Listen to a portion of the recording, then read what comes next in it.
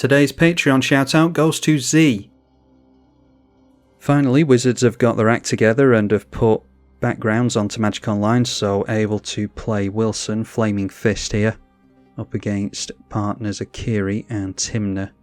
Have to mulligan a no lander, obviously, and we'll keep this one and get rid of the Sun Titan. Our opponent also throws down a tap land. We draw into Branchwood Armour. Going to start off with our Argothian Enchantress here because I want to maximise the chances of drawing into lands. Might just play the Sterling Grove next turn. Our opponent going for the Mana Crypt, so they've got 4 mana by turn 2. And out comes Timna the Weaver. We just draw into some card drawing, Hunter's Insight unfortunately, so yeah. Maybe should have got down my commander last turn, but I wouldn't be swinging in at Timna anyway, so yeah, we'll just get down the commander. Can hopefully play the Fire Fist next turn. The partner player not missing land drops, that is a fighter class. When it enters, search for an equipment and put it into your hand. Bloodforged Battle Axe they search up, playing the Bloodforged Battle Axe after the SRAM, so that does cantrip. All auras and equipment will cantrip with SRAM in play. They will lose a life and draw a card. Alright, getting into a land straight off the top, so now we can start going off a little bit with the Enchantress. We'll put the Ethereal Armour on our commander first, +1/+1 per enchantment we control. Go for the Rancor onto the Wilson, and then that's a really lucky top deck. That's a Griff's Boon, which gives us even better evasion. +1 to power and flying for only 1 mana. So 3 1-mana auras this turn, all of which are cantripping. No double strike yet, thankfully, for our opponent, but we do swing in straight over the top with an 8/5 commander. Well, they needed an answer against us, and Tangle Wire could get them some of the way. And then just throwing out a Crucible of Worlds with 3 cards in hand. And they can't swing in with the Timna, thanks to our commander having Vigilance. So Tangle Wire triggers at the beginning of our turn. We'll tap down the Enchantress and our 3 lands here, because we can just swing in all day with this, draw into Beast Within, which we're not going to be playing, I don't think. Putting our opponent on a really tough clock here. Swinging straight over the top again, land up to 16 points of commander damage on them, and they need to deal with us next turn. Just throw down the Cavern of Souls and name Titan in case we draw into the Sun Titan. Seeing a Pure Steel Paladin from our opponent for more cantrip shenanigans off the back of equipment. And then the Bloodforged Battle Axe goes on SRAM. And they're just looking to try and get some kind of advantage from us here. The SRAM is a 4/2 and stands to make another equipment, or they are going to draw off the Timna. We'll just block the SRAM. Deals more damage in the long run. So like I said, Timna hits, and that will allow them to lose a life and draw a card. That is a Rogue's Gloves, which will cantrip once, thanks to the Pure Steel Paladin. Really fishing for an answer here by the looks of it. And there we go, didn't manage to get into one, so looks like a pretty capable deck from our opponent, but unfortunately this is a pretty fast deck as well, which means we've got time for another one. Wilson Flaming Fist versus Isam Maru this time. And that's a pretty damn good hand for us, I think. We've got card draw and removal. Turn 1 Isam Maru from our opponent, as you would expect, we draw into Sylvan Library. And I was going to go for Swords to Plowshares onto their commander to slow it down, but Spirit of the Labyrinth is not something that we want to see. We want to be drawing lots of cards in a turn in an Enchantress deck, so Swords to Plowshares on that immediately. And forgetting to swing in with their commander could be costly. Draw into Shielded by Faith there, we'll get down some green mana, and I think we go for the Sylvan Library here. Try and get into some big buffs for our commander. Alright, Brimaz, King of Oreskos, can really pile on damage over the course of a game. I think we've got time at the moment though. So now Isam Maru going to swing in at us and land 2 commander. We'll help them along in their aggro plan and take 8 to the Sylvan Library here, I think. Song of the Dryads and Angel of Destiny are well worth keeping. So now we can stand to start gaining life, I think, and try and negate some of the damage that's coming in from our opponent. We'll carry on setting up and go for Sithis. And that means that the Serra's Sanctum is going to tap for 2 mana, nothing to do with that mono white mana, unfortunately. Now seeing an Anthem from our opponents, so all their creatures getting a +1 buff to power and toughness. And yeah, we're going to take a big hit here because can't block with the Sithis. Plummeting down to 19 and we're on 5 commander. Okay, and a nice ramp package on top. So let's put the Nature's Law away. We're not going to have time to play that, I don't think. And we'll keep hold of the fetch. Going down to 15. Playing Crack the Flooded Strand knocks us down to 14. And then we'll play the Fertile Ground. That will gain us a life, put us back up to 15.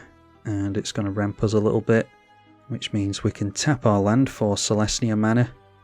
And the Serra's Sanctum going to put us up to 5 mana in total. So I think we play Wilson and Flaming Fist here. Just have to hope our opponent doesn't have any removal for the commander. But this stands us in good stead to get our opponent in 1 or 2 attacks here. Have to discard to hand size. Let's get rid of Shielded by Faith because we want to be buffing our commander really. Indestructible isn't really going to help against a white player. My point being proven immediately, a Swords to Plowshares not going on our commander. They don't want to pay the Ward 2 for that apparently. Alright, no, they totally forgot about the Ward. That is oppressive raise. Triggers the Ward 2 and they can't afford it here. So yeah, that could be costly for our opponent. They can't quite get us here. Knocking us down to 6, it'll be interesting to see if that attack that our opponent lost out on is going to be relevant here. Helm of the Gods is really good to see off the top.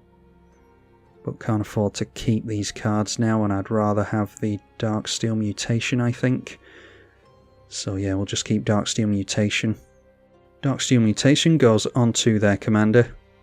And then we'll throw down a Sun Titan, the Shielded by Faith. We're going to get out for free onto our commander. So we've got 2 blockers that they can't kill off at the moment. Then let's play out the Boseiju. I don't think I'm going to get rid of the Anthem effect at this point. It's a bit too late for that. So I might as well ramp a little bit, put the Utopia Sprawl onto our dual land, make that tap for an additional green mana. Alright, our opponent gets down Umezawa's Jitte, that could spell trouble for us. Equipping that onto one of their cat tokens. And they're just looking to go wide on us here, of course. Sun Titan can get rid of the Brimaz. And we'll use our Indestructible Commander to get rid of the Umezawa equipped cat. Force them to re-equip that next turn. They still get the counters on that. We go down to 1. Still not out of this thanks to the lifelink from the Angelic Destiny. And then they're minusing down and yep, they get rid of our Sun Titan. So no counters left on the Umezawa's Jitte. Still got the same cards on top, seeing a Farseek this time as well. Obviously can't put any life into the Sylvan Library. But yeah, definitely going to make use of that Helm of the Gods here I think. So now it's time to equip the Angelic Destiny. Bumps our commander up to a flying 6/6. And then we'll throw out Helm of the Gods as well. This is only 2 mana and it's going to give our commander a massive buff. So thanks to the flying from the Angelic Destiny, we can just go straight in for lethal commander damage here. I think I said that the Angelic Destiny gives lifelink before and it doesn't. And there we are, our opponent scoops to it before they take the damage. Yeah, there you go. It's not over till it's over, is it? Wilson the Flaming Fist versus Maelstrom Wanderer. With, yeah, pretty much 1 card in hand. We will... that's not going to be the worst hand, maybe. You know what, just out of curiosity, that is a terrible hand, but I'm going to keep that. We're on the draw, so we've got half a chance of doing a little bit of something. Just going to get out of tap land here, nothing for us to do on turn 1. Grim Monolith means our opponent is going to be able to get down their commander pretty quickly. And Angelic Destiny means that we can potentially rush some commander damage. We will get our Wilson into play.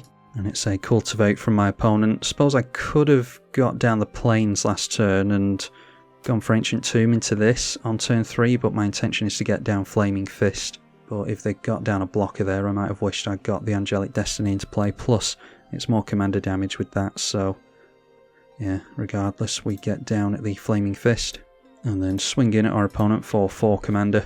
Just going to try and outrace the Maelstrom Wanderer player at this point. Likely that we're going to see their commander next turn. And they do drop a land straight away, so looks like they're going straight for their commander. might be able to get them to whiff. They've got 5 cards in hand still. First thing they cascade into is Jeweled Lotus. And they do have the Inferno Titan they can't afford. And the great thing about Wilson, as well as all these keywords, it does have Ward 2, so they can't get rid of our commander, thankfully. They are lightning bolting us like crazy though. We have to take a massive amount of damage here. Alright, so that is a Nature's Law. If we drop the Ancient Tomb, I think we should be able to go for Ancient Tomb as well as the Angelic Destiny. And we can gain a nice chunk of life here. Angelic Destiny going to make our commander a 6/6 with flying, so we just have to hope that they can't remove our commander. Obviously, our commander gains double strike, so at 12 commander damage we're going to deal to them here. And if they can't do anything about our commander, then we win next turn. Makes it difficult for the Inferno Titan to swing in as well, because we do have first strike on our commander. 5 mana available to them. And they're just turning in sideways on us. So that knocks us down to 15.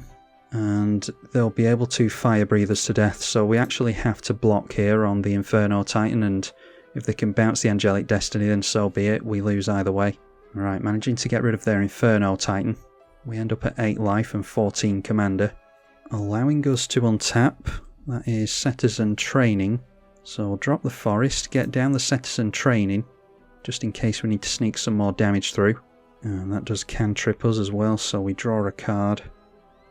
And there is a Seal of Cleansing. So we'll go for swinging in here and hopefully we win this one. Looks like they've got something for us though. Alright, a Cryptic Command, tapping all creatures. So in that case we'll just have to go... They're going to be able to afford their commander next turn and get us on commander damage, so we'll have to hope that they don't have another counter spell held up. Because we'll have to wait until the beginning of combat. Suppose we could go for the Seal of Cleansing and get rid of their Jeweled Lotus. If they want to put mana into untapping with Grim Monolith, then they can do that if they want to. So we'll tap down the Ancient Tomb so that we can go for the Farseek. That will allow us to get down Seal of Cleansing as well. And we can hold up Swords to Plowshares still. So Seal of Cleansing, blowing up their Jeweled Lotus. They sacrifice it for mana, which is a good habit to get into, but doesn't really help them here. Swords to Plowshares on their commander, and we'll just hope that they can't untap the Grim Monolith. So we're still due to win next turn, potentially. Alright, and they don't have anything, so we untap next turn, swing in for lethal, and that's the game. Feels pretty good to beat out the Maelstrom Wanderer to this day. It is one of the most frightening commanders in the format, and it's really, really fast. As we saw here, it's only turn 6, so yeah, speaks to the testament of Wilson tied up with Flaming Fist, as you all saw in this video. Hopefully you all enjoyed it. Be sure to leave it a thumbs up to help let YouTube know that they need to push this video out to other potential viewers. Massive thank you to the patrons as ever for keeping me around doing this channel. I'm tribalkai. Thank you for watching.